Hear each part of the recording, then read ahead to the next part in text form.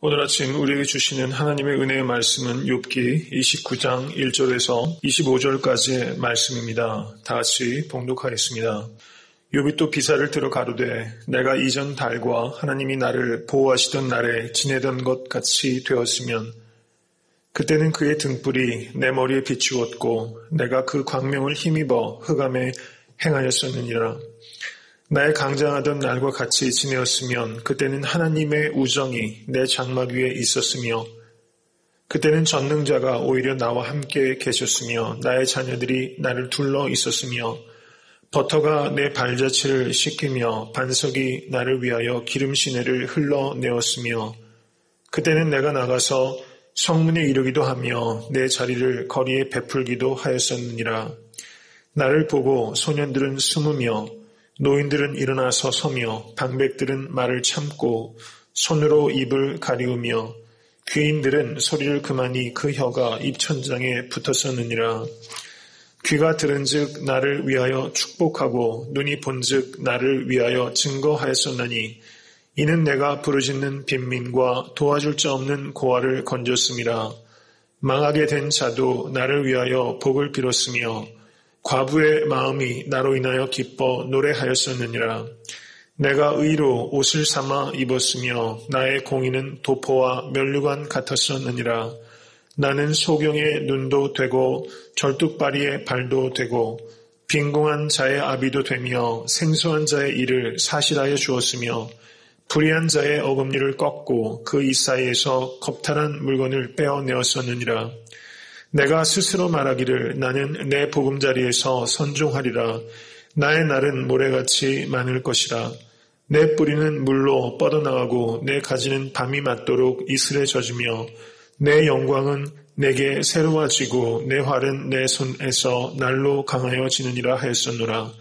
무리는 내 말을 들으며 나의 가르치기를 잠잠히 기다리다가 내가 말한 후에 그들이 말을 내지 못하였었나니 나의 말이 그들에게 이슬같이 됨이니라. 그들이 나 바라기를 비같이 하였으며 입을 벌리기를 늦은 비 기다리듯 하였으므로 그들이 의지 없을 때에 내가 함수하여 동정하면 그들이 나의 얼굴빛을 무색하게 아니하였었느니라. 내가 그들의 길을 택하고 으뜸으로 앉았었나니 왕이 군중의 거함도 같았고 애곡하는 자를 위로하는 사람도 같았었느니라. 아멘. 오늘 본문은 욥의 11번째 연설이며 그리고 마지막 연설에 해당되는 부분입니다. 욥의 마지막 연설은 29장부터 31장까지 3장에 걸쳐서 이어지고 있습니다.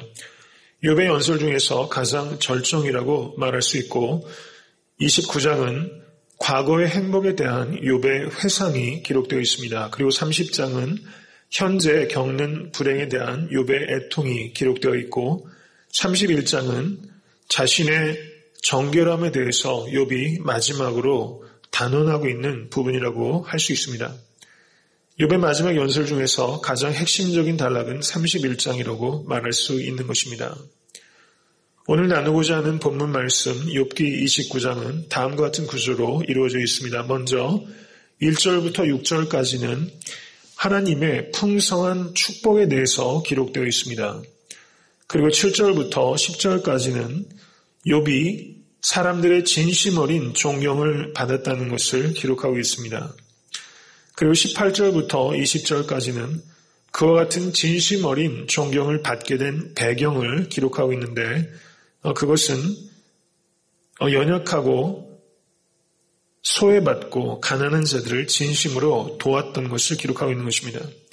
그리고 18절부터 20절까지는 복되고 건강하고 장수하는 삶에 대해서 가졌던 확신을 기록하고 있습니다. 그리고 마지막으로 21절에서 25절까지는 매우 영향력 있는 지도자요 그리고 위로자였던 지난 날들을 추억하고 있는 것입니다.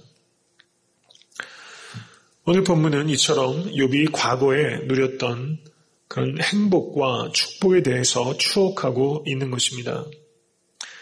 우리가 정말 추억이 중요하고 또한 필요한 것 같습니다. 우리가 특별히 이민 땅에 와서 이 추억이라는 단어 우리에게 참 많이 생소한 단어가 된 것 같습니다. 하루하루 살아가는데 정말 살풍경을 느낄 정도로 우리가 벅찬 하루하루를 살아가고 있는 성도님들이 참 많이 있습니다. 어릴 적 추억들 가끔 생각하십니까? 어릴 적 가을 운동에 대한 추억들, 세례 받던 날의 추억들, 처음 예수님 영접하고 회심하게 된 날들에 대한 추억들, 그리고 어렸을 적 벗들, 그리고 크게 영향을 끼쳐주었던 선생님들에 대한 추억들, 고향집에 대한 추억들, 그리고 어머니의 음식에 대한 추억들, 그런 추억들이 사람을 사람 되게 하고 또 사람을 살아갈 수 있는 힘을 주는 것입니다. 욥이 지난 추억들을 회상했던 것처럼 정말 우리도 추억할 만한 그런 일들을 만들어갈 수 있었으면 참 좋겠습니다. 정말 여러분들께서 누군가에게 추억의 대상이 되는 그런 삶을, 그런 만남들을 가꾸어 가실 수 있게 되기를 바랍니다. 애틀랜타 섬기는 교회가 정말 애틀랜타 섬기는 교회를 섬겼던 모든 이들에게 추억이 되는 그런 교회 될 수 있기를 원합니다.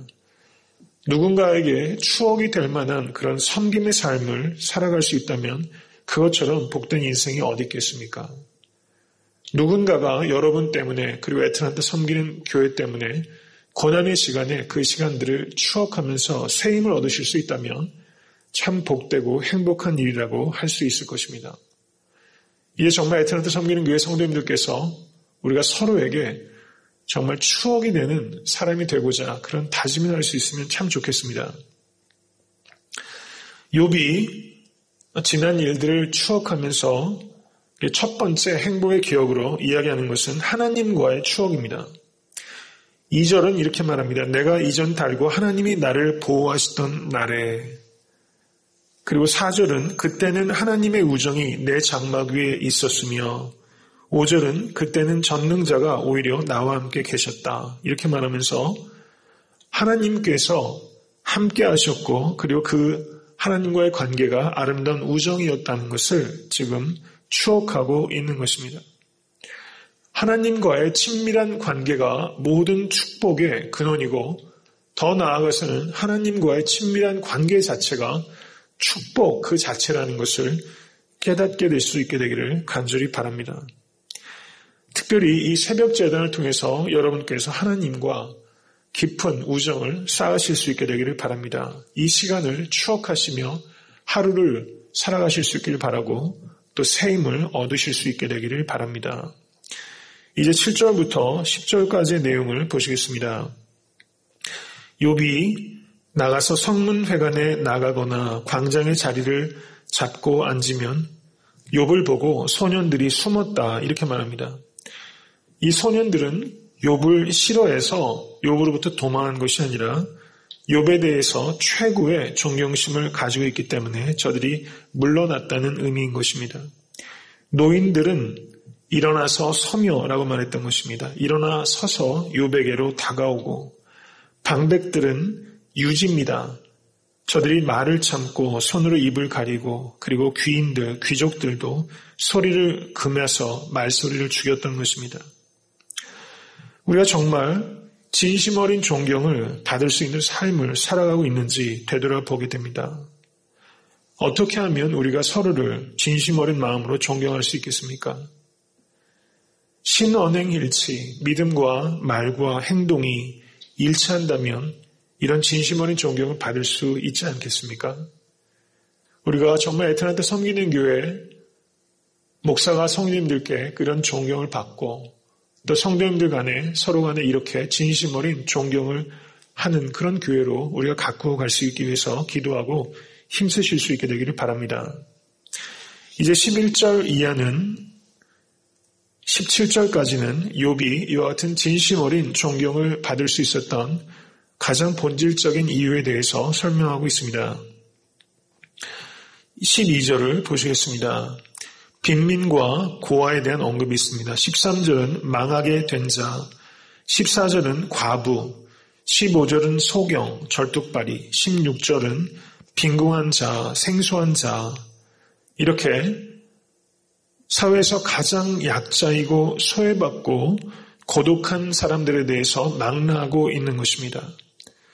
욥은 자신이 말할 수 없는 물질의 축복을 누리고 사람들로부터 존경받는 위치에 있었지만 그것을 통해서 자족하고 사람들과 자신을 분리시키고 가난하고 수혜받은 사람들을 외면했다는 것이 아니라 이런 사람들 곁에 늘 있었고 이들을 힘 닿는 데까지 도왔던 사람이었다는 것입니다. 심지어 망하게 된 자조차 욥에게 축복할 정도로 욥은 이런 삶을 살았던 것입니다. 그리고 과부에게 노래가 되었던 삶을 욥은 살았던 것입니다. 15절은 소경의 눈도 되고 절뚝발의 발도 됐다 이렇게 언급하고 있습니다. 소경의 눈이 되고 절뚝발의 발이 된다는 것은 이런 사람 옆에 늘 있으면서 아주 섬세하게 저를 도왔다는 것을 의미하는 것입니다. 욥은 이례적이거나 형식적으로 도운 사람이 아니라 마음을 다해서 늘 동행하면서 도움을 줬던 사람이라고 볼 수 있습니다. 16절은 생소한 자의 일을 사실하여 주었으며 라고 기록하고 있습니다. 이것은 잘 알지 못하는 사람의 하소연도 살펴보고서 처리해 주었다는 것을 의미하는 것입니다. 애틀랜타 섬기는 교회는 이처럼 빈민과 고아와 망하는 자들과 과부와 소경과 절뚝발이와 빈궁한 자와 생소한 자를 진심으로 섬기는 교회가 될 수 있기를 바랍니다. 이렇게 될 때 애틀랜타 섬기는 교회는 다른 이들로부터 진심 어린 존경을 받을 수 있는 교회가 될 수 있을 것입니다. 이제 마지막으로 21절부터 25절까지의 말씀을 나누고자 합니다. 여기에서는 욥이 영향력 있는 지도자요 위로자였다는 것을 말하고 있습니다. 22절부터 24절까지의 말씀 우리 다시 한번 읽겠습니다. 내가 말한 후에 그들이 말을 내지 못하였었나니 나의 말이 그들에게 이슬같이 됨이니라. 그들이 나 바라기를 비같이 하였으며 입을 벌리기를 늦은 비 기다리듯 하였으므로 그들이 의지 없을 때에 내가 함소하여 동정하면 그들이 나의 얼굴빛을 무색하게 아니하였었느니라. 여기서 욥이 말을 하면 사람들이 그 말을 잘 받아들여서 그 말이 이슬과 같이 됐다는 것입니다. 우리가 무슨 말을 하면 한 귀로 듣고 한 귀로 흘려보내는 경우가 참 많이 있습니다. 벽에 대고 말하는 것처럼 말이 도무지 먹히지 않는 경우가 참 많이 있습니다. 근데 욥이 말하면 그것이 촉촉하게 그 사람에게 스며들어갔다는 것입니다. 여러분께서 하시는 권면과 조언의 말이 누군가에게 이처럼 이슬처럼 받아들여지는 그런 사력 있고 사랑이 깊고 그리고 섬세한 그런 조언의 말이 될 수 있게 되기를 축복합니다. 우리가 서로에게 만나서 권면하는 말들이 이런 말들이 될 수 있기를 간절히 바랍니다. 한 주간 살아가시고 주일날 만날 때 서로 그렇게 기쁨으로 만나서 이슬과 같은 말들을 서로에게 나눌 수 있다면 정말 우리 교회는 많은 추억을 만드는 그런 교회가 될 거라고 믿습니다. 23절은 또 이렇게 말하는 것입니다. 그들이 나 바라기를 비같이 하였으며 입을 벌리기를 늦은 비 기다리듯 하였다. 이것을 표준 세번역은 나 바라기를 봄비같이 하였다 이렇게 번역하고 있고 입을 벌리기를 농부가 늦은 비 기다리듯 하였다 이렇게 말하고 있습니다.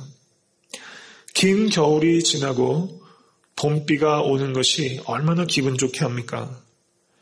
농부가 가물었을 때 늦은 비를 맞으면 얼마나 기쁘겠습니까?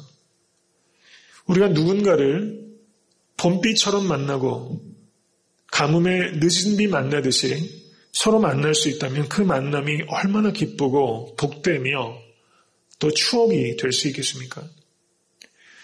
우리 성도와 성도들이 예배에 만날 때 그리고 서로 교제를 통해서 만날 때 정말 봄비를 만난 것처럼 늦은 비를 만난 것처럼 서로에게 그런 만남의 기쁨을 주는 여러분과 제가 될 수 있게 되기를 간절히 바랍니다. 이런 기대와 기다림과 기도 끝에 서로 만날 수 있다면 서로 권면하는 말들이 이슬과 같이 아름답고 또 촉촉하게 서로를 적셔주는 그런 귀한 말들이 되지 않겠습니까? 이런 만남이 예수 그리스도 안에서 우리에게 주어진 특권이고 가능성이라고 믿습니다. 우리가 아직은 서로에게 상처 주는 말들 많이 하기도 하고 또 아무 의미 없이 튀겨나가는 말들도 많이 하지만 우리가 주님 안에서 주님을 조금씩 닮아감에 따라 우리가 정말 봄비, 늦은 비와 같은 존재가 돼서 이슬과 같은 말들을 서로 나누게 될 것을 기대하시고 더욱더 힘쓰시는 여러분과 제가 될 수 있게 되기를 간절히 바랍니다. 24절은 이렇게 말합니다. 그들이 의지 없을 때에 내가 함소하여 동정하면 그들이 나의 얼굴빛을 무색하게 아니하였었느니라. 함소란 말 우리가 흔히 쓰지 않는 말입니다. 그런데 가만히 생각해 보면 의미를 우리가 추측해 보는 것이 그렇게 어렵지 않습니다. 웃음을 머물었다. 그런 뜻이겠죠. 그래서 이것을 표준세 번역은 이렇게 번역했습니다. 내가 미소를 지으면 그들은 새로운 확신을 얻고 내가 웃는 얼굴을 하면 그들은 새로운 용기를 얻었다는 것입니다. 한국 사람들이 참 이렇게 보면 표정이 이렇게 단순한 것 같아요. 표정이 별로 없습니다. 이번에 김연아 선수가 올림픽에서 금메달을 땄는데 그중에서 데이빗 윌슨이라고 이 안무를 지도했던 사람이 있었습니다. 얼마 전에 신문을 보니까 김연아 선수가 이 앞에서 사진을 찍고 바로 뒤에서 데이빗 윌슨이 아주 익살스러운 표정으로 뒤에 서 있는 그런 사진을 봤습니다. 근데 데이빗 윌슨과 데이빗 오서가 김연아 선수를 처음 봤을 때 이 연하는 행복한 스케이터가 아니었다고 합니다. 표정이 몇 가지가 안 되고 아주 경직된 그런 표정을 가지고 있었던 아이였는데 이 데이빗 윌슨이 안무를 가리키면서 이 김연아에게 많은 표정을 찾아준 것이죠. 그래서 김연아 선수가 이 표정 연기가 그야말로 아주 경지에 이른 그런 선수가 될 수 있었던 것입니다. 한 학자는 인간의 얼굴을 표현하면서 인간의 얼굴은 마치 광산과 같다 이렇게 표현한 것을 기억합니다. 앞에 어저께 성경 말씀에서는 이 지혜를 찾기가 참으로 어렵다라는 것을 이야기하면서 그 광산의 그 비유를 든 바가 있습니다. 철과 동과 금과 은 네 가지 광산을 예로 들었습니다. 우리 인간의 얼굴이 바로 이 광산과 같습니다. 이 광산에 감추어진 많은 보석들이 있는 것이죠. 우리가 정말 우리의 삶 속에서 그런 표정들이 살아날 수 있게 되기를 바랍니다. 그래서 서로가 서로에게 함소하여 바라볼 수 있으면 얼마나 좋겠습니까? 미소를 머금고 바라보게 되면 그 얼굴을 본 사람은 새로운 확신을 얻고 웃는 얼굴을 본 사람이 새로운 용기를 얻게 되는 것이죠. 오늘 하루 살아가시면서 좀 함소하는 얼굴을 가지실 수 있게 되기를 바랍니다. 참 이쁜 말입니다. 이런 미소를 가지고 누군가의 격려와 용기가 되시는 여러분과 제가 될 수 있게 되기를 간절히 바랍니다.